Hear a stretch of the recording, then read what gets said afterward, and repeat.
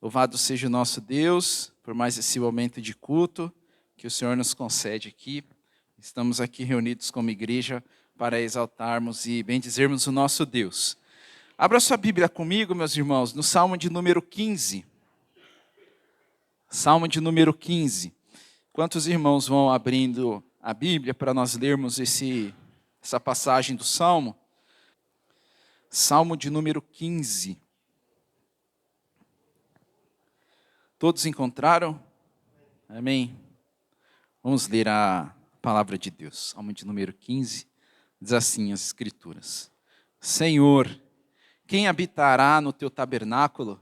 Quem poderá morar no teu santo monte? Aquele que vive com integridade, que pratica a justiça e de coração fala a verdade. Aquele que não difama com sua língua, não faz mal ao próximo, nem lança injúria contra o seu vizinho.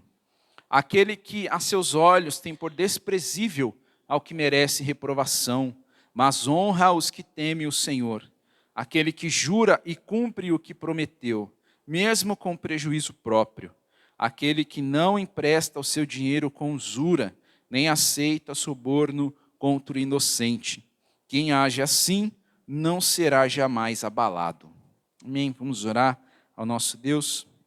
Senhor, nós estamos aqui diante de Ti, agradecidos pelo que o Senhor tem feito em nossas vidas e pelo Senhor nos permitir cultuar ao Senhor mais uma vez nesse dia.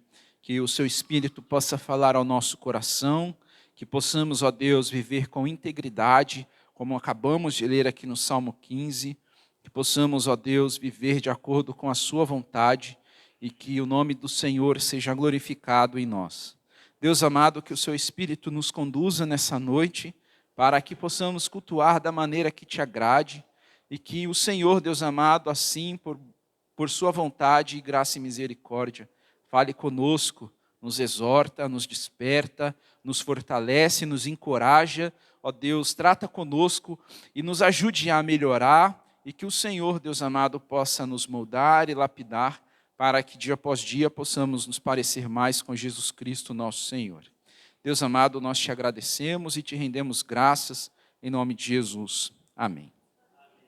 Graças a Deus, irmãos, pode se assentar.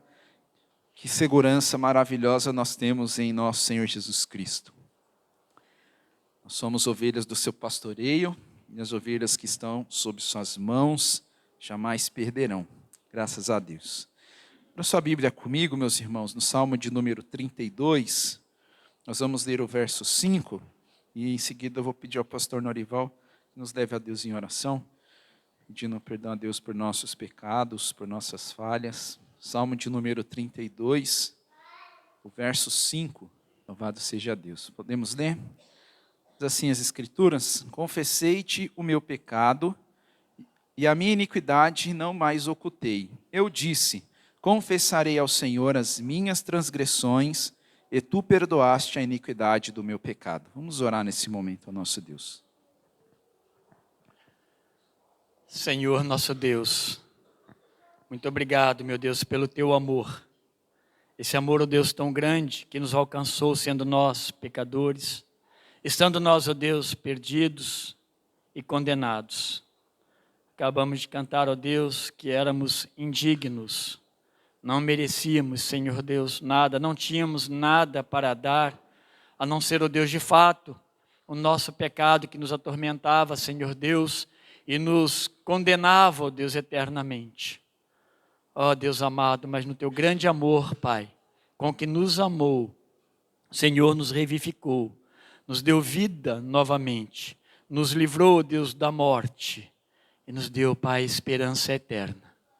Obrigado, meu Deus, obrigado por Teu amor, por Tua graça, obrigado por Tua misericórdia. Como lemos pela manhã, se renova, Deus, a cada manhã nas nossas vidas. Assim é o Senhor, cheio de amor, ó Deus, e de perdão. Nesse momento nós nos colocamos diante de Ti, ó Deus, também pedindo perdão pelos nossos pecados. Pecados, ó Deus, que cometemos, conscientes, muitas vezes, ó Deus, não percebidos de imediato, Senhor, mas nós os cometemos contra o Senhor que é santo. Perdoa-nos, ó Deus, e tem misericórdia de nós. O Senhor é cheio de perdão, ó Deus. Senhor, Deus, não guarda e não leva em conta, ó Deus, os nossos pecados. Senhor, nos perdoa, o Senhor nos livra, o Senhor nos dá vida, o Senhor cuida de nós. Portanto, Deus Santo e Eterno, perdoa os nossos pecados, ó Deus, e dá alegria ao nosso coração, para que nós, ó Deus, o adoremos sempre, ó Deus, e aguardemos, ó Deus, com grande expectativa a volta do Senhor. Ó Deus, obrigado, Senhor Deus, pela vida do teu servo, nosso querido irmão Paulo. Ó Deus, o Senhor o tem usado aqui no nosso meio, Pai. E nós temos nos alegrado com ele, com sua família, ó Deus. Tem sido tão bom ter o Paulo por perto de nós, ó Deus, como tantos outros irmãos. Muito obrigado, ó Deus. Mas nessa noite, ele está com essa responsabilidade, ó Deus, de levar a tua palavra até o nosso coração. Ó Deus, em nome de nosso Senhor e Salvador Jesus Cristo, Pai, fala através do teu servo, que ao abrir a boca, ó Deus, ele fale do Senhor, ele anuncia o Senhor, anuncia, ó Deus, as tuas promessas, as esperanças, ó Deus, que o Senhor tem para nós. Anuncie também, ó Deus, o pecado que tão de perto nos rodeia, nos confronte, ó Deus, nas nossas misérias, para que nós, ó Deus, nos arrependamos, nos coloquemos diante de Ti numa atitude de arrependimento e recebamos o perdão do Senhor. Usa o teu servo, ó Deus, nessa noite, para a glória do Senhor, em nome de Jesus Cristo, amém. Amém, graças a Deus. Irmãos, abra sua Bíblia comigo em Daniel capítulo 1, nós vamos ler os versos desse capítulo. Vamos meditar nele nessa noite. Daniel capítulo 1. Vamos ler a palavra de Deus. Diz assim: No ano terceiro do reinado de Joaquim, rei de Judá, Nabucodonosor, rei da Babilônia, veio a Jerusalém e a sitiou.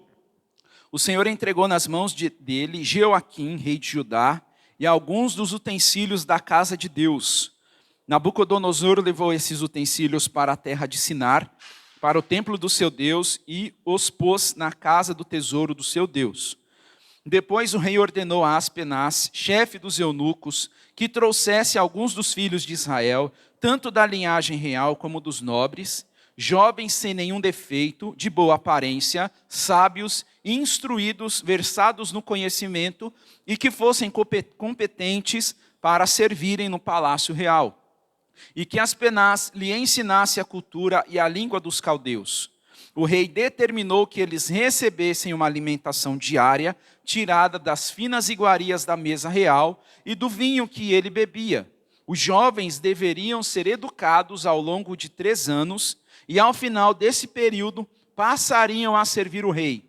Entre eles se achavam Daniel, Ananias, Misael e Azarias, que eram da tribo de Judá. O chefe dos eunucos lhe deu outros nomes, a saber, a Daniel, o de Beltesazar, a Ananias, o de Sadraque, a Misael, o de Mesaque, e a Azarias, o de Abednego. Daniel resolveu não se contaminar com as finas iguarias do rei, nem com o vinho que ele bebia. Por isso pediu ao chefe dos eunucos que lhe permitisse não se contaminar. E Deus concedeu a Daniel misericórdia e compreensão da parte do chefe dos eunucos. Porém, o chefe dos eunucos disse a Daniel: Tenho medo do meu senhor, o rei, que determinou o que vocês devem comer e beber. E se ele perceber que o rosto de vocês está mais abatido do que o rosto dos outros jovens da mesma idade.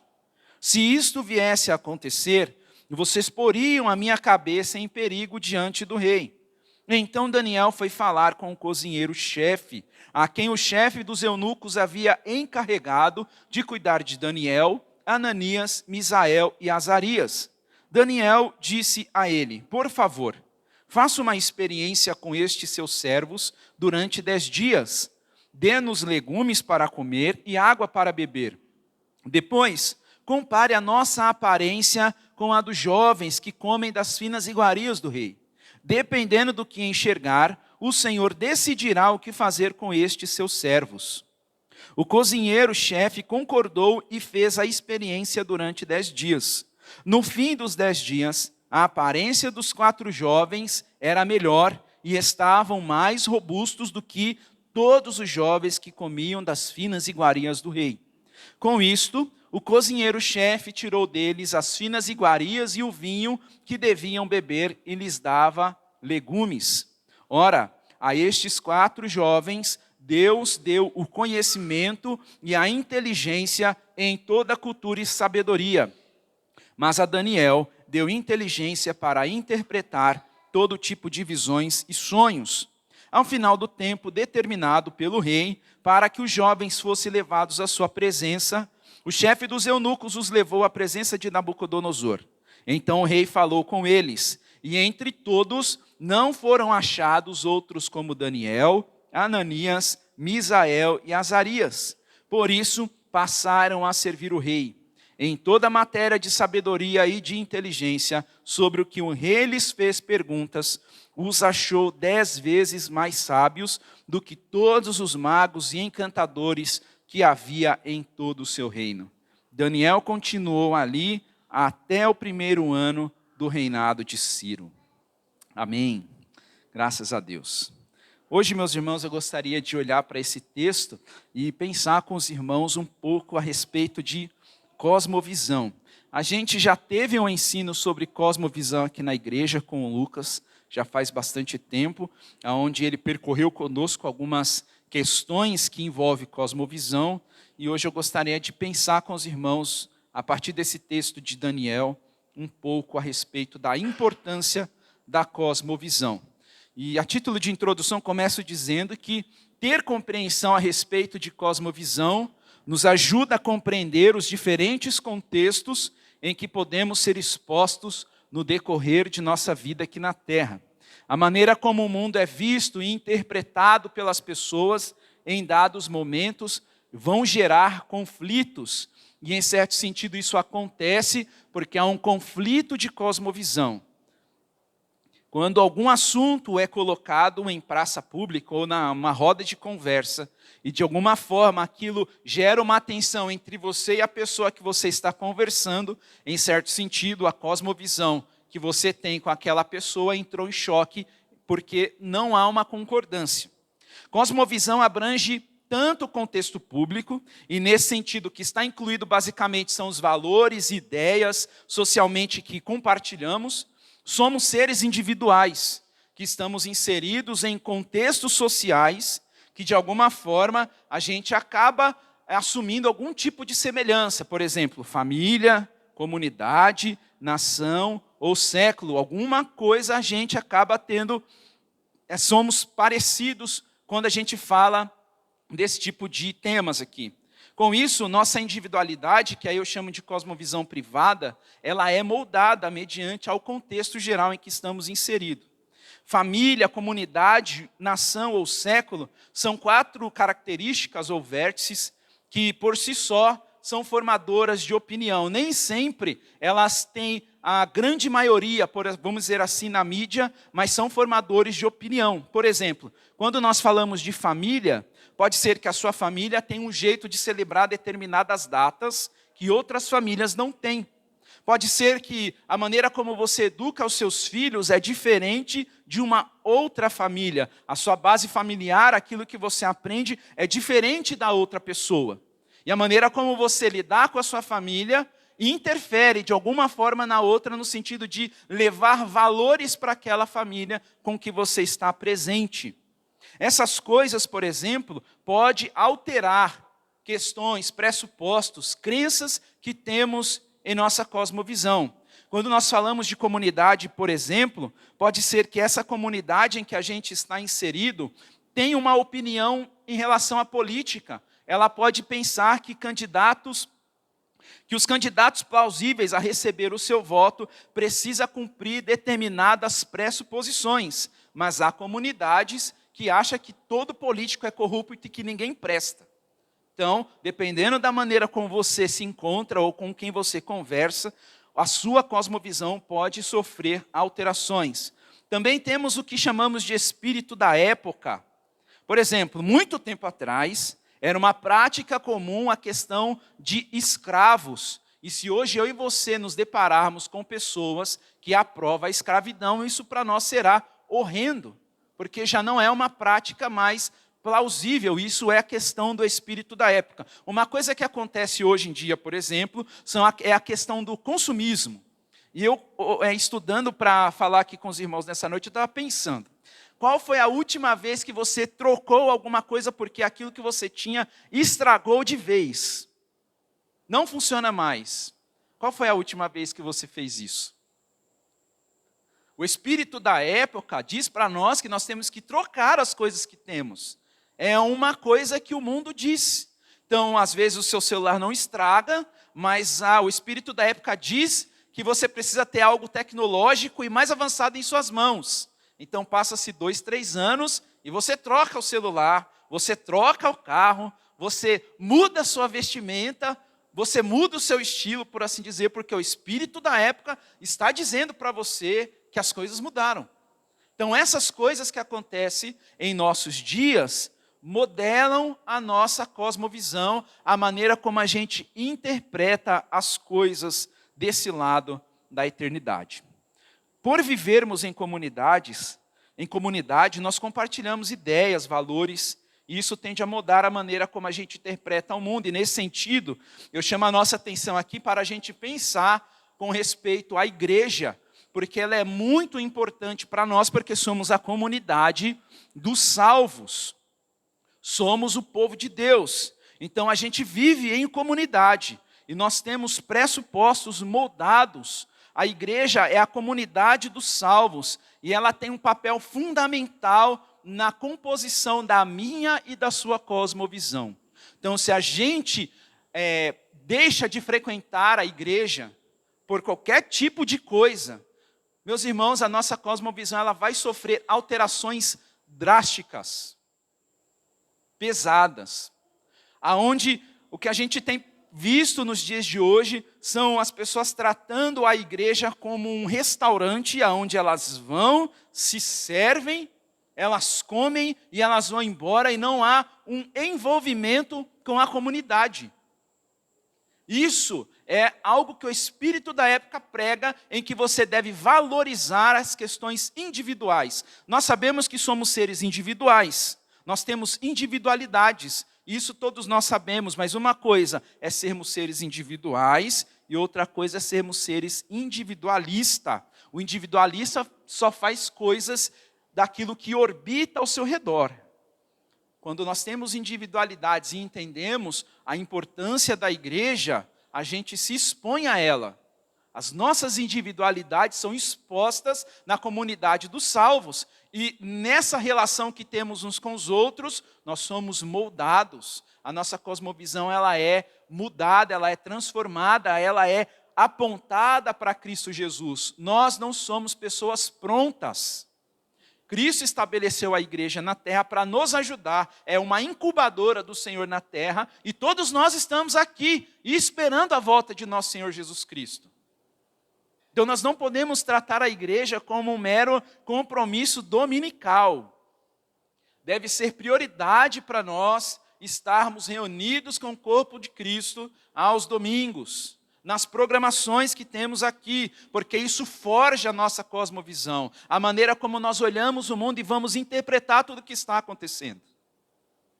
É muito importante que isso seja algo que a gente pondere em nosso coração. Geralmente, quando a gente fala de cosmovisão, em certo sentido, a gente não está pensando nela, mas a cosmovisão está presente em tudo que a gente faz. Daí a necessidade que a gente precisa pensar em cosmovisão. Por exemplo, quando você ouve a palavra sincretismo, talvez você vá pensar que sincretismo só se aplica a questões religiosas. A pessoa que mistura cristianismo com crença, por exemplo, em Allan Kardec, em espiritismo, essa pessoa ela é sincrética, porque ela está misturando credos, ela está misturando crenças. Mas, meus irmãos, nós também podemos ser tomados de sincretismo não religioso. Mas a gente pode ser tomado de sincretismo. Por exemplo, quando professamos algo com os lábios, mas as nossas ações são diferentes daquilo que professamos, nós estamos sendo sincréticos. Quando nós falamos, por exemplo, que cremos em Cristo e que confiamos no Senhor, mas no momento da adversidade a gente abandona a igreja, a gente se isola, a gente foge da comunhão, porque a gente não quer ser visto naquela situação, isso é um ponto de sincretismo, porque o que a gente professa com os lábios não é o que reside em nosso coração. Então a gente pode sim se encontrar numa questão de sincretismo, não religioso, mas o de crença. Então a gente tem que pensar cosmovisão. Podemos dizer que cosmovisão é um compromisso do coração. E se você for para as Escrituras, ela dá uma ênfase muito grande em relação ao coração. Por exemplo, as Escrituras dizem que o coração procede, que do coração procede as fontes da vida. As Escrituras também afirmam que onde estiver o seu tesouro, ali também estará o seu coração. As Escrituras também vão dizer que a boca fala do que o coração está cheio. O coração é onde se origina os meus pensamentos, os seus, os desejos e as ações. Nasce no coração. Como nós já ouvimos aqui, ele não é simplesmente esse músculo de carne que está pulsando no meu e no seu peito, bombeando sangue para todo o nosso corpo. Não é esse coração que as Escrituras falam. Ela está se referindo ao centro da vida do homem. Quem reinar no seu coração, certamente vai ditar as regras das pressuposições, dos pressupostos que compõem a sua cosmovisão. Por isso, que nem sempre o que professamos com os lábios é o que vemos em nossas ações. Nossas ações nascem e se externam de desejos do coração. Por isso que é importante que a gente não somente viva a cosmovisão, mas a gente pense nela. A gente submeta a cosmovisão que temos às Sagradas Escrituras, para que as Escrituras Sagradas mostrem para nós o que deve ser mudado nela, o que deve ser preservado. Então, o que é cosmovisão? Uma definição aqui para a gente pensar nela e a gente vive ela todos os dias. E aí eu tomo emprestado as palavras do Dr. Heber Campos Júnior, ele fala o seguinte: cosmovisão é o conjunto de pressupostos e premissas de vida que carregamos em nosso mais íntimo, com um apego tal que esse sistema de crenças norteia todo o nosso engajamento com o mundo, proporcionando a leitura que fazemos da realidade e as bases para nossas ações e reações ao que a realidade nos traz, sem, contudo, deixar de ser moldado por fatores externos que são interiorizados por diferentes processos de apropriação. Então nós vamos pensar em Daniel capítulo 1 e procurar entender como a gente pode olhar para a nossa cosmovisão. O texto de Daniel capítulo 1 aí, ele começa dizendo o que aconteceu para o povo de Deus viver o que estava vivendo ali, sendo levado cativo para a Babilônia. Jeoaquim reinou em Jerusalém por volta de 608 a 597 a.C., e ele foi empossado pelo rei Neco, que era rei do Egito. E o Egito e a Síria, essas duas nações, lutavam para dominar a região, e Josias, que era pai de Jeoaquim, saiu para a guerra com o intuito de proteger o seu reino, e Jeoaquim foi derrotado por Neco, rei do Egito, e Neco matou. Antes de Jeoaquim assumir o reinado, Jeoacás, que era seu irmão, ele reinou por pouco tempo, e Neco o destituiu do reinado e colocou Jeoaquim para reinar em seu lugar, e colocou um tributo pesado sobre Judá. Jeoaquim não foi um rei que fez aquilo que era bom aos olhos do Senhor, diferente do seu pai Josias, e que se voltou a Deus como sinal de arrependimento. Jeoaquim, durante a sua vida, ele não temia o Senhor. Ele desprezou, por exemplo, o rolo da palavra de Deus, que continha as mensagens do profeta Jeremias. Ele mandou prender tanto o escrivão, que era Baruque, quanto Jeremias, o profeta. Mas as Escrituras afirmam em Jeremias 36, 26, que o Senhor escondeu esses servos. Relembrando um pouco da história do povo de Deus até o cativeiro, nós sabemos que o Senhor livrou esse povo com mão forte do Egito. E sob a liderança de Josué, o povo adentrou a terra prometida. Quando eles entram em Canaã, surge então que conhecemos a a questão da teocracia, que é narrada no período dos juízes. E nesse tempo, o povo de Deus ele oscila tanto em submissão quanto em idolatria. O povo vivia nessa tensão de viver diante de Deus e também de viver em relação às questões idolátricas que havia ali na terra. O Senhor disse que quando eles entrassem em Canaã, eles deveriam remover os povos dali, e Israel não fez isso e se envolveu com as idolatrias que havia ali do povo que morava naquela terra. Passou-se o tempo da teocracia, que durou por volta ali de 300 anos mais ou menos, e então veio a monarquia. O povo quis um rei, o povo quis um rei humano, e então o rei escolhido por Deus foi Saul. Mas uma coisa é interessante, meus irmãos, porque o povo, de certa maneira, rejeitou o reinado de Deus. De alguma forma, quis se parecer com os povos vizinhos. E Deus atende o povo, então, e Saul é colocado como rei. Depois vem Davi e, em seguida, Salomão. Nós conhecemos essa história. Durante esses 3 reis, a nação permaneceu unificada. Saul, Davi e Salomão. Porém, a partir do reino de Roboão, o reino foi dividido em 2, a saber, o reino do norte e o reino do sul. O reino do norte foi formado por 10 tribos e o reino do sul por apenas 2 tribos. O reino do norte teve por volta aí de 8 reis, dentre os quais ninguém se rendeu ao senhorio do Senhor.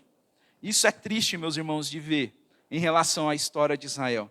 A insistência do povo no pecado fez com que no ano de 722, ali por volta antes de Cristo, o reino do norte fosse levado cativo pela Assíria. Já o reino do sul, formada pelas tribos de Judá e Benjamim, teve cerca ali de 20 reis. E nesses reinados houve também muita inconsistência. Houve reis piedosos e também houve reis maus, aqueles que não fizeram o que era bom aos olhos do Senhor. Houve momentos em que o povo estava submetido a Deus e houve momentos em que o povo estava vivendo afundados em pecados. E a insistência do povo em viver em pecado, em não ouvir a palavra de Deus e aos profetas que foram enviados, que conclamavam o povo ao arrependimento, então eles também foram levados cativos. E o juízo de Deus para o reino do sul, para as tribos de Judá e Benjamim, veio através do rei da Babilônia, na pessoa de Nabucodonosor. E o texto diz para nós aí que no sitiamento de Nabucodonosor, o Senhor entregou nas mãos do rei babilônico Jeoaquim e alguns dos utensílios da casa de Deus. Esses utensílios que Nabucodonosor pegou da casa de Deus, ele levou para a casa do seu Deus. E foram colocados no tesouro da casa do seu Deus. Não do Deus de Israel, do povo de Judá, mas do Deus pagão a quem Nabucodonosor até então confiava. É digno de nota o fato de que o povo de Deus se apoiava muito na questão do templo e no que nele havia uma segurança, porque o templo simbolizava a presença de Deus no meio do povo.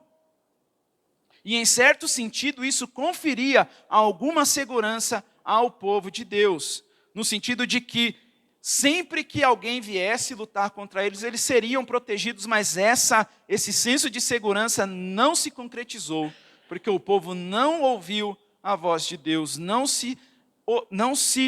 prestou atenção naquilo que o Senhor falava por meio da sua palavra e por meio dos profetas. Mas é interessante que o texto diz que por permissão do Senhor, Nabucodonosor levou aqueles utensílios. A segurança que o povo de Deus depositou no templo não se sustentou. Um ponto importante é que a palavra Senhor nesse verso, nesse texto que nós lemos aí, significa Adonai. E Adonai tem o sentido de dono, é aquele que é o soberano, em outras palavras, é aquele que possui autoridade. E compreendendo a situação de uma forma apenas externa, parece que Nabucodonosor está por cima, ele está obtendo vitória. Mas quando nós olhamos pela ótica correta, quem está concedendo permissão para Nabucodonosor fazer o que ele está fazendo aqui é o Senhor, é o próprio Deus, é o Adonai, é o dono de todas as coisas, é o soberano, é aquele que tem autoridade. Por que eu destaco isso aqui? Porque nós precisamos, olhando para a questão da cosmovisão, Deus é aquele que rege a história. Não são os homens, não são os governos humanos. Não é a segurança que nós ouvimos hoje de manhã do pastor Fábio pregando, as coisas estando melhores, o meio ambiente está melhor, que vai dizer para nós como as coisas devem ser. É o Senhor que rege a história. Ainda que nós temos visto muitas maldades e isso mexe profundamente com o nosso coração, nós devemos ter fome e sede de justiça e não estar confortáveis com o que temos visto aqui. Nós não podemos esquecer que quem é soberano é o nosso Deus. Compreender a soberania de Deus sobre todas as coisas nos auxilia em termos uma cosmovisão saudável e equilibrada, para que a gente não olhe para a situação que temos vivido e a gente entre em desespero. Ainda que o nosso coração ele se esquente, nós no outro momento precisamos respirar e se lembrar que quem está no trono do universo, regendo todas as coisas, ainda que os homens não reconheçam que há um Senhor, Deus está lá, conduzindo todas as coisas. Tudo caminha para a glória de Deus. Tudo caminha para que o nosso Deus seja glorificado no final de todas as coisas. Compreender a soberania de Deus nos ajuda a ter uma cosmovisão equilibrada, saudável, ao mesmo tempo que nos auxilia para que nós não vivamos como pessoas fatalistas, mas que a gente possa desfrutar da boa criação de Deus.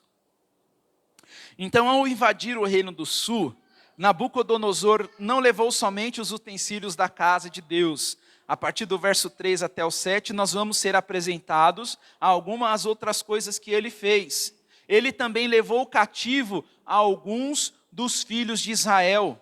Essa ação de Nabucodonosor é cumprimento de uma profecia que o Senhor falou ao rei Ezequias por intermédio de Isaías. O texto de Isaías 39, do 5 ao 7 diz: Então Isaías disse a Ezequias: ouça a palavra do Senhor dos Exércitos.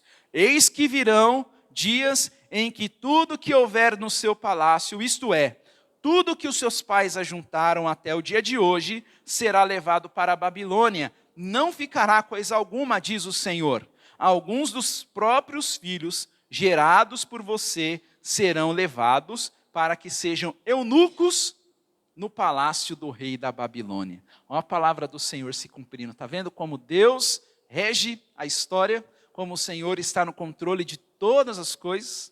Em certo sentido, a ação de Nabucodonosor aqui mexe com aquilo que poderia vir a ser o futuro de Israel. Porque quando nós olhamos para os nossos jovens, nós falamos que eles são o futuro da nação. Eles vão dar continuidade nas coisas. Nós não nascemos para a semente. Um dia os nossos olhos se fecharão. E os jovens hoje continuarão o que nós estamos fazendo aqui. Vamos deixar. Às vezes nós olhamos para eles e falamos também: olha, vocês são o futuro da igreja. E de fato são. Eles vão continuar a obra de Deus aqui na terra.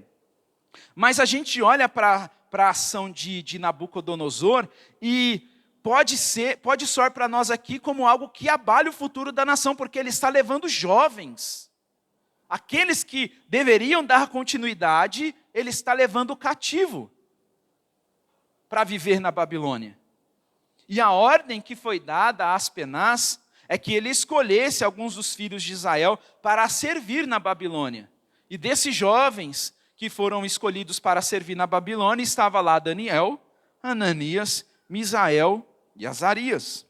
Esses jovens, meus irmãos, eles foram retirados de sua terra natal e do convívio de suas famílias. Por mais que o Reino do Sul passou por altos e baixos em relação a Deus, ainda assim era o lugar em que eles receberam a educação que os apontava para o Deus deles, para o Deus do povo. E de repente eles estão longe de tudo isso.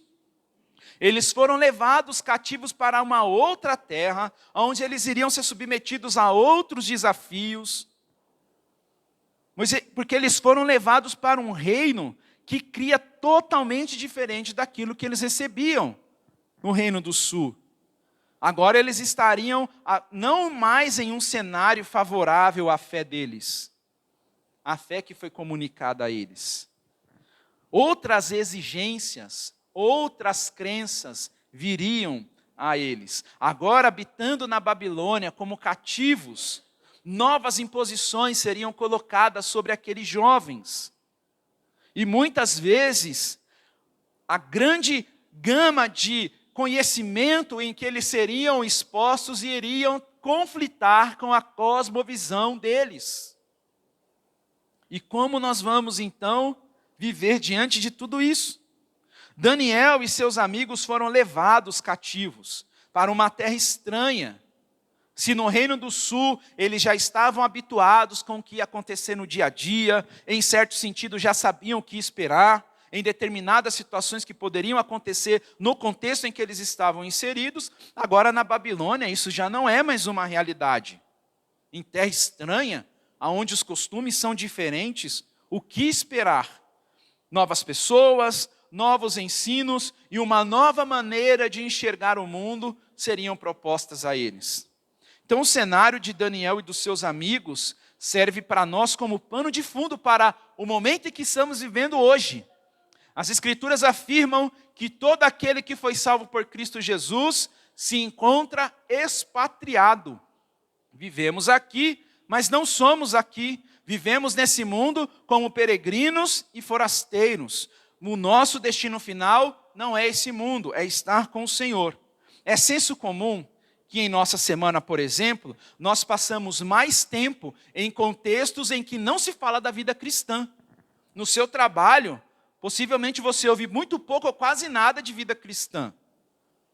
Na sua faculdade, nos seus estudos e talvez com seus relacionamentos fora do âmbito eclesiásticos, talvez você ouve muito pouco a respeito de vida cristã, a respeito de Jesus, de salvação, de vida eterna, de inferno, de condenação, de justificação. Talvez no seu dia a dia você ouve muito pouco ou quase nada disso aí. Nesses lugares, no trabalho, nas faculdades ou independente aonde você estiver, o que você vai ouvir é muito pouco, quase nada, como eu disse aqui para os irmãos. Pode ser que muitas igrejas colocam programações a semana inteira, justamente para evitar esse tipo de coisa, para que as pessoas tenham contato com aquilo que a gente fala aqui da palavra de Deus e tudo mais. Isso é certo? Ter programação a semana inteira vai te salvar? Não vai, meus irmãos. Não vai. A igreja, sem sombra de dúvidas, é o lugar que Deus nos deu em Cristo Jesus para nos ajudar a perseverar nesse mundo. Porém, as Escrituras nos dizem que somos luzeiros no mundo e sal nessa terra. A gente não pode vir para a igreja, fazer tendas aqui e ficar aqui. Seria muito bom, mas não é assim. Olhando para Daniel e seus amigos, a eles não foi dado nenhum tipo de escolha. O que eles podiam fazer? Olha, eu não quero que você me leve cativo, viu, Nabucodonosor? Eu quero ficar na minha terra, não? Eles foram arrancados de lá. Não tiveram escolha, não foi aberto a ele opinião. Eles simplesmente tiveram que ir. E eles foram colocados para viver em uma situação totalmente diferente daquilo que eles viviam. Falando de imposição, o texto dos versículos 4 a 7 nos mostra que Daniel e seus amigos tiveram que se submeter. Foi algo que não foi aberto para discussão, tiveram que aceitar. Quando nós olhamos para a oração de nosso Senhor Jesus Cristo, o pastor Norival já até passou por esse capítulo. Lá no capítulo 17, o que Jesus ora? Não peço que os tire do mundo, mas que os livre do mal. E é nisso que a gente vive hoje em dia. Estudiosos afirmam a respeito de Daniel e seus amigos que eles tinham ali por volta de 15 anos de idade. Eram muito novos. Uma das possibilidades para eles serem escolhidos em uma fase tão jovem era porque seria mais fácil moldar eles para que eles tivessem uma nova cosmovisão, abandonasse toda a carga de ensino que eles receberam durante a vida deles com respeito ao Deus do povo de Deus. Daniel e seus amigos se encaixam nas qualificações aqui que o rei ordenou que Aspenaz observasse. Eles eram jovens, sábios, instruídos, versados no conhecimento. Eles já tinham um certo preparo e habilidades que o rei queria para o seu reino. E aí, como diz o pastor Heber Campos Júnior, no seu livro Amando a Deus no Mundo, ele fala o seguinte: os jovens que possuem habilidade, conhecimento, compreensão e competência receberam uma espécie de bolsa integral de estudo para serem treinados na língua e cultura dos caldeus. Em linguagem atual, eles entraram na Universidade Federal da Babilônia, com tudo pago, a fim de servirem no palácio junto ao rei de Nabucodonosor. Daniel e seus amigos iriam imergir ali numa cultura totalmente diferente. Por 3 anos iriam estudar ali na Babilônia. Iriam respirar toda aquela crença, todo aquele panteão de deuses que havia ali. Todos os pressupostos babilônicos iriam ser expostos a ele. O texto diz que eles também tiveram seus nomes mudados. Para nós isso pode ser uma coisa simples, mas não é. O nome para o judeu não é simplesmente um nome para distinguir uma pessoa da outra. O nome para o judeu carrega a história da pessoa e quem ela é. E de repente aqueles jovens, por imposição babilônica, eles tiveram seus nomes mudados. Estudiosos afirmam que possivelmente esses nomes que eles receberam eram de entidades pagãs. Imagine você ter o seu nome mudado. Agora você não vai se chamar mais Paulo, você vai se chamar Iemanjá, por exemplo. Imagina isso. Com certeza eles ficaram incomodados, e isso geraria incômodo em nós também. Mas a gente percebe aqui que eles não tiveram escolha. Os 3 anos na faculdade babilônica não os colocaria direto com as crenças que eles receberam quando viviam ali no Reino do Sul. A cosmovisão a que eles foram submetidos era totalmente outra. Basicamente, tudo que Daniel e seus amigos passaram a aprender na Babilônia, certamente teria alguma referência ou muitas referências a divindades pagãs. Mas, mesmo impostos a tudo isso, eles não protestaram em relação ao sistema de educação da Babilônia. A postura desses jovens nos ajuda a compreender que eles não se tornaram mundanos porque se submeteram à educação pagã. Nós vamos entender isso daí. Em um ambiente distinto, eles permaneceram fiéis ao Deus de Israel. Em nosso contexto atual, é plenamente possível honrar ao Senhor em um ambiente distinto daquilo que nós temos quando falamos de cosmovisão cristã. Por isso que é importante a gente pensar em cosmovisão. Olhando para o texto, os jovens estão em um ambiente que hoje seria um ambiente de universidade. Mas nós sabemos que Deus é o dono de todo o conhecimento. Logo, quando nós estamos vivendo nesse ambiente inóspito, totalmente contrário às Sagradas Escrituras e à cosmovisão cristã, nós precisamos resistir aos ataques que recebemos à fé.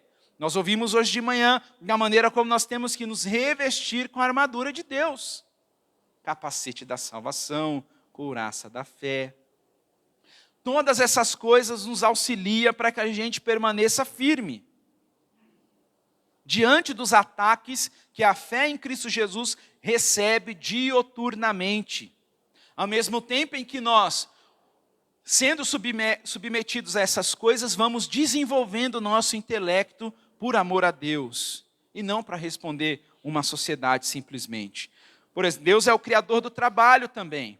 Logo, no trabalho também nós recebemos ataque à fé cristã. Mas ao mesmo tempo em que devemos trabalhar de maneira a cumprir o mandato cultural, nós devemos também resistir aos ataques que recebemos em relação à fé. Nós sabemos como as empresas funcionam hoje em dia. E as agendas que elas atendem em relação às ideologias que existem no nosso dia a dia. As Escrituras dizem que de todo o coração, de toda a alma, de todo o entendimento e com toda a nossa força devemos amar a Deus. E em nosso contexto atual é muito comum a gente ver pessoas falando que amam as pessoas com o coração, com a alma ou com a força. Mas dificilmente você ouve a pessoa falar que ama a outra com o entendimento. Isto é, com a mente. Nós também devemos amar com a mente. E nós amamos com a mente ininterruptamente, mesmo sem a gente perceber. Seja nós mesmos ou as outras pessoas. Por exemplo, quando usamos o nosso intelecto para ganhar dinheiro, não fazemos por causa do dinheiro em si, mas porque o dinheiro pode nos facilitar para termos aquilo que queremos, ou ajudar algumas pessoas. Então nós amamos com o intelecto, seja nós mesmos ou seja as pessoas. O tempo todo o entendimento, o intelecto, ele está presente. E Daniel e seus amigos estão sendo submetidos a ensinos totalmente diferentes daquilo que eles receberam. Mas o que a gente aprende com as Escrituras é que nós devemos amar ao Senhor com tudo o que somos, inclusive com entendimento, com aquilo que a gente pensa. Não é à toa que as Escrituras dizem que a gente tem que pensar nas coisas do alto. Não é à toa que as Escrituras falam de capacete, como o pastor Fábio falou aqui de manhã. Protege a mente, meus irmãos. As Escrituras precisam popular nossa cabeça, o nosso coração, tudo o que somos, para estarmos prontos, para que quando nós formos submetidos a cosmovisões diferentes daquilo que cremos e professamos, estejamos firmes para permanecer fiéis, como esses amigos estão permanecendo aqui. Nossa cosmovisão, ela deve ser orientada por amor ao nosso Senhor. Devemos nos lembrar que cosmovisão é um compromisso do coração. E é no coração que surgem os pensamentos, vontades, desejos e ações. Aquilo que amamos traz à lume o que somos. Logo, é muito importante que tenhamos hábitos que nos colocam sempre em direção a Deus, que nos façam enxergar quem Ele é e nos leve a amá-lo com tudo o que somos. E aqui, meus irmãos, fica o conselho: precisamos ter contato com as Escrituras todos os dias, com aquilo que nos aponta para a eternidade.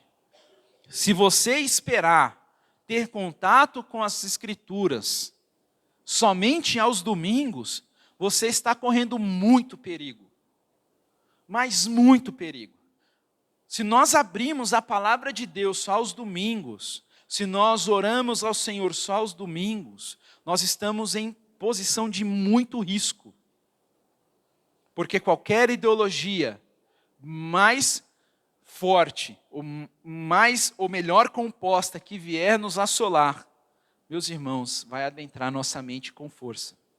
Vai mudar a nossa cosmovisão. E a gente vai abraçar aquilo.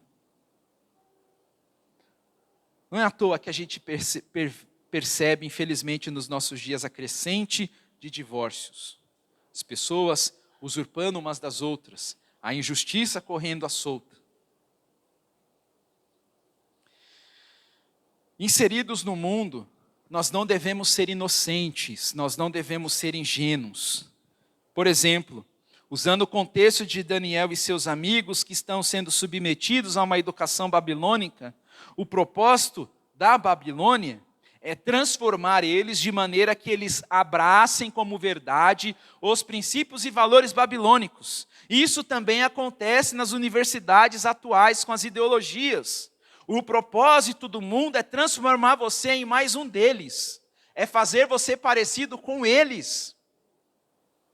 Vivemos em um mundo que não existe neutralidade, ainda que você fale assim: eu não tenho opinião sobre determinada coisa, isso não confere a você neutralidade, você já está assumindo uma posição. Não há neutralidade desse lado da eternidade. Tudo é regido por uma cosmovisão, alguma coisa molda os seus pressupostos. Se não são as Escrituras, é alguma outra coisa. Toda a ocupação que nós vivemos desse lado da eternidade tem os pós e contras. A questão é se os valores de determinadas áreas vão mudar você, vão abalar a sua cosmovisão cristã. Por exemplo, qual o propósito de passar 3 anos estudando na Babilônia? Com a finalidade de mudar o nome desses jovens. A ideia, meus irmãos, por trás de tudo isso, é deletar da vida deles toda a identidade que aqueles jovens possuíam. Não pense você que o mundo te ama. O mundo não te ama. Quem ama você é Cristo Jesus, que te dá a vida. Mas o mundo quer somente te sugar e te fazer parecido como um deles. Por exemplo, a estratégia da Assíria para fazer isso acontecer, para remover a identidade de um povo, o que eles faziam? Quando eles conquistavam povos, eles misturavam as pessoas. Pegava pessoas daqui, eu colocava na nação de lá, pegava pessoas da nação de lá e colocava aqui. Misturava pessoas, justamente para acabar com essa identidade. E qual é o recurso da Babilônia? A educação, para mudar a cosmovisão dos seus cativos. Havia outro elemento que a Babilônia proporcionava aos estudantes, e que, olhando de uma forma simples, era algo inofensivo. Aparentemente era algo menos ofensivo que mudar de nome, por exemplo. E aqui, o que é menos ofensivo aos nossos olhos era a alimentação. Aquilo que parecia ser inofensivo aos nossos olhos, carregava em si algo muito mais profundo. Daniel e seus amigos aceitaram, eles se submeteram, na verdade, mudar de nome e se submeteram à educação babilônica, estavam cativos. Mas a alimentação, eles fizeram algum tipo de protesto. Eles não aceitaram. Sabemos que todo alimento vem de Deus, as Escrituras falam isso para nós. E talvez para nós, se a gente estivesse na situação de Daniel, por exemplo, olhando agora para o nosso século aqui, 21, talvez a gente não teria problema em comer uma comida diferente. Talvez é melhor comer uma comida diferente do que ter o nome mudado. Calvino, falando a respeito desse texto, ele diz o seguinte, que a abstinência para aqueles jovens era para se lembrar que eles eram exilados. Ele não queria se perder nos prazeres babilônicos, embora fosse lícito fazê-lo. Estudiosos atuais também afirmam que a alimentação oferecida pela Babilônia feria a lei de Deus, pois os babilônicos não seguiam regras alimentares. Por exemplo, eles não drenavam o sangue e não faziam distinção de animais puros e impuros. E quando você lê Levítico capítulo 11, há algumas restrições que o Senhor coloca para o seu povo. Sem contar que cada refeição que ali era feita na Babilônia era um ato de idolatria. Se você ler Daniel capítulo 5:4, lá está escrito que eles beberam vinho e deram louvores aos deuses de ouro, de prata, de bronze, de ferro, de madeira e de pedra. Então, geralmente as refeições ali eram dedicadas a algum tipo de divindade. Em resumo, se envolver com as iguarias oferecidas ali envolvia quebrar a lei de Deus e se envolver com práticas de idolatria. Como disse, em tudo o que foi imposto a esses jovens, a alimentação aos nossos olhos pode parecer algo mais inofensivo. Mas tem algo que a gente pode aprender aqui com a rejeição de Daniel e seus amigos em relação à alimentação. Ter o nome mudado e ser educado em uma educação com pressupostos diferentes da fé que eles tinham, nos ensina que no mundo vigente, nós precisamos de discernimento para viver e de sabedoria. A todo instante você vai ser exposto a ideologias contrárias à fé cristã. E nós sabemos disso. Você liga a sua televisão, o celular está na palma da sua mão e você é exposto a todo tipo de ensino contrário à fé cristã. A todo instante. Não temos como fugir disso. Você pode não ter mais celular, você pode não ter mais televisão, mas você vai na venda do seu José e você vai ouvir alguém falando disso. Você vai ali na venda do seu João e alguém vai estar falando disso. Não tem como a gente sair desse mundo. Nós estamos expostos a isso. Por isso que precisamos de discernimento e de sabedoria para viver com a impiedade que nos cerca. Nós vivemos no meio de pessoas ímpias. Saber viver com sabedoria não é aceitar aquilo que acontece, mas viver de maneira a não ser afetado interiormente. E aqui é o desafio para nós. Nós vivemos em um mundo que é antagônico à cosmovisão cristã. Mas é aqui que o Senhor nos colocou para sermos luz e sal. A rejeição do alimento daqueles jovens não é simplesmente porque eles iriam se contaminar, mas como diz o pastor Heber Campos Júnior, no seu livro Amando a Deus no Mundo, quando os padrões impostos começam a mudar a nossa mentalidade, o botão de alerta precisa ser acionado. Isso é muito sério, meus irmãos. Não tem nada de pecado aqui, se a gente olhar para o nosso contexto. É pecado comer uma comida diferente? Não é. Mas o que isso vai ocasionar na vida daqueles jovens? O que a gente faz aqui que muda a nossa mentalidade, que entra em conflito com a cosmovisão cristã que nós temos com respeito às Escrituras Sagradas? Nós precisamos estar apercebidos a essas coisas. Porque nem tudo que entra em conflito com a cosmovisão cristã é fruto de pecado. Mas tende a moldar você a, de alguma forma, a não mais ter prazer em Deus, nas Escrituras, na comunhão com o povo.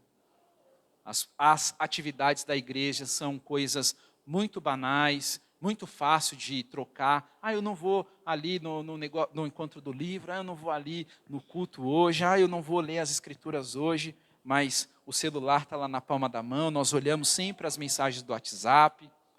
É isso, meus irmãos.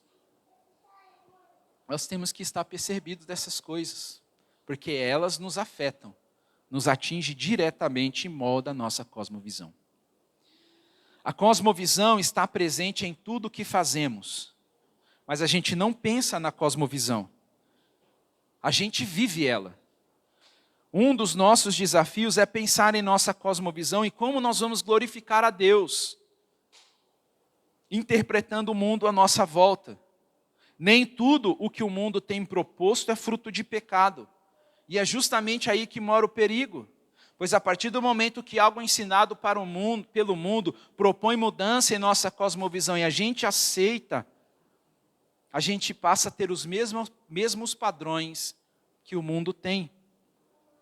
As Escrituras nos ensinam que a gente não deve nos conformar com esse mundo. E conformar com esse mundo não abrange somente práticas de pecado, mas também está embutido aí toda a mudança que ocorre na nossa mente. Mudança de cosmovisão. Um exemplo de como o mundo ensina que envolve mudança de mentalidade. E aí eu vou falar um pouco dos jovens, por exemplo, que pode também envolver os mais velhos, que estão na fase de namoro ou que estão namorando. E sabemos que o namoro para o cristão tem uma finalidade. Ele namora para se conhecer e então se casar. Se esse propósito não existe, então o namoro também não deve existir. Se nós adentramos o namoro sem esse propósito de se conhecer e de casar, nós não devemos namorar. Não é a idade ainda. O mundo ensina, por exemplo, que os jovens que namoram podem ter contatos físicos, um tanto que exacerbados. E os irmãos sabem do que eu estou falando aqui. O jovem cristão que está namorando, ao ser exposto a essa realidade, ou aos mais velhos, pode aderir a esse padrão como algo possível. E então passa a namorar da mesma forma que uma pessoa que não teme a Deus. E então abre precedente para todo tipo de contato, e só não ultrapassa a linha da consumação sexual. Esse tipo de namoro, onde os contatos físicos apontam para o rompimento da fronteira de algo que só deve ser vivido no casamento, para muitos é algo plausível e aceitável. Mas para o crente, que tem uma cosmovisão cristã, não é algo lícito. Cristãos que namoram com pessoas que não professam fé em Cristo, já estão demonstrando que a sua cosmovisão está contaminada pelo mundo. Temos que ter cuidado com essas coisas. O trabalho também é um exemplo, pois as pessoas julgam que trabalham bastante para dar o melhor para suas famílias. Sonda o seu coração. Mas isso daqui é só a ponta do iceberg, pois na verdade o que está por trás é um amor ao dinheiro e o que o dinheiro pode proporcionar. Com isso, muitos sabotam a prioridade do reino, por exemplo. Ao invés de terem como prioridade o reino de Deus e a sua justiça, como as Escrituras ensinam, elas priorizam ter dinheiro e colocam o dinheiro como superior ao reino de Deus. O mundo ensina que devemos ter dinheiro, e ter dinheiro não é pecaminoso, mas é algo que muda a cosmovisão de muitas pessoas. É algo que afasta as pessoas da comunidade, por exemplo. Nós temos que ter cuidado com isso. O dinheiro usado para a sua finalidade última, glória a Deus, mas a partir do momento em que ele se torna um Deus, é ele quem vai mudar e vai moldar a sua cosmovisão. Uma outra questão, ter filhos também é um exemplo. Hoje o mundo prega que não ter filhos é melhor, dado o contexto atual. É muito difícil, porque o mundo está muito mal, a gente sabe disso. Outros afirmam que ter 2 filhos está de bom tamanho. Outros lutam para ter filhos de sexo diferente. Não tem problema. Muitos se privam de ter filhos com receio de que tudo ficará mais caro. Claro que se você tiver 4 ou 5 filhos, a sua hospedagem no hotel, quando você vai viajar, fica mais cara, as passagens de avião ficam mais caro, tudo vai aumentar. Acontece, nós vivemos desse lado da eternidade. A educação possivelmente vai ficar mais cara, porque você vai ter que desembolsar mais dinheiro com materiais e assim por diante. Antigamente, as famílias sofriam porque não podiam ter filhos. Hoje em dia o cenário é diferente, as condições melhoraram e as pessoas abdicam de ter filhos. Os desafios vão sempre existir e o ponto aqui não é determinar se você vai ter 2, 3, 4, 5 filhos ou se você vai escolher não ter filhos. A questão, meus irmãos, é que a gente decide ter ou não filhos ou a quantidade de filhos não é olhando para as Escrituras, é pelos padrões desse mundo. É ou não é? O ponto é que nos exemplos que eu citei aqui, não há nada, a gente não pode, talvez a gente não enxergue algo pecaminoso em si, mas os pressupostos que eles apontam e que tende a definir uma cosmovisão são de cunhos mundanos. Quem de nós, por exemplo, procurou nas Escrituras como deveria ser o namoro? Qual deveria ser a nossa postura em relação aos filhos? Ou qual deve ser a nossa postura em relação ao trabalho? Quando nós vamos mudar de trabalho, por exemplo, nós vamos a Deus em oração, olhamos para as Escrituras para saber, Senhor, o que eu devo fazer? Nós temos que pensar nas Escrituras, você não vai olhar e ler uma passagem assim, muda de trabalho, não muda de trabalho. Mas se você for dirigido por uma cosmovisão cristã, você vai pensar, se eu mudar de trabalho, como vai ser o meu tempo com a comunidade? Será que eu vou ter tempo com a minha família? Será que eu vou ter tempo para expor as Escrituras para a minha família? Como vai ser? Se eu mudar de localidade, se eu for para uma outra região, lá tem uma igreja que vai atender a minha família, como eu tenho aqui hoje, que vai abraçar os meus filhos, como eu tenho aqui hoje.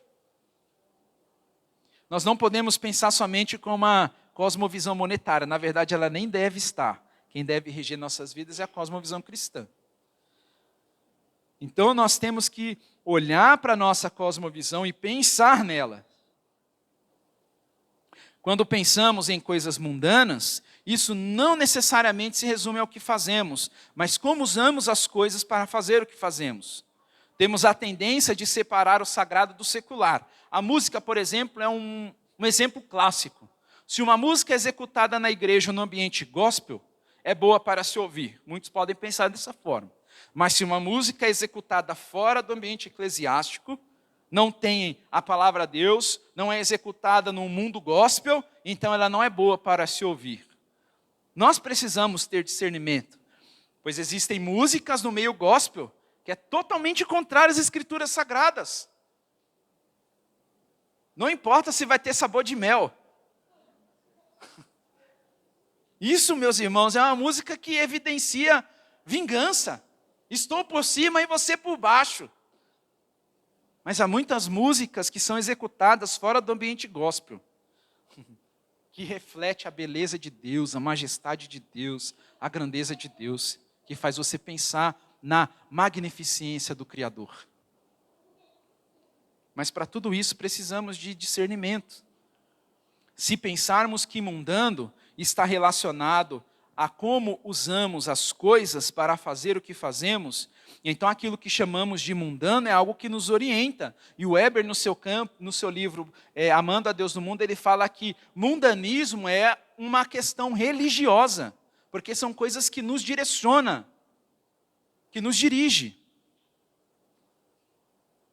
Quando olhamos para a criação, Deus nos deu a criação. E aqui a gente pode chamar de estrutura.